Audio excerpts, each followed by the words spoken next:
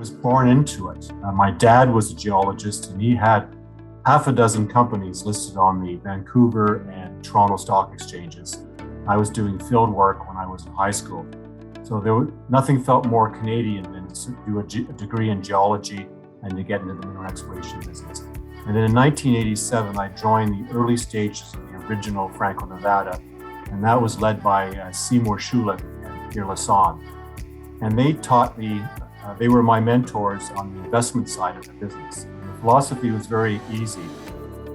We also took strategic stakes in good property positions, non-operating stakes in various projects. And then finally, we got into the financing side of using streams to acquire interest in properties. So the focus has always been the same, is to diversify the portfolio as much as possible and to try to get as much exposure to good geology as possible. What I'm most proud of is the second generation of Franco-Nevada. We IPO'd in 2007 at a value of 1.2 billion Canadian. And since then, in the 14 years we've been public, we've paid $2 billion of dividends.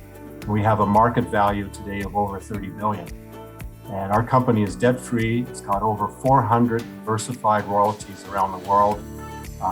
I'm convinced we'll be paying dividends for at least the next 30 years, even if we don't buy another asset.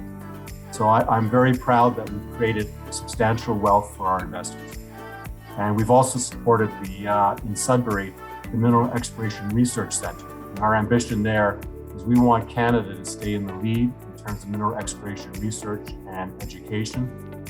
And I think it's something that we're working on right now.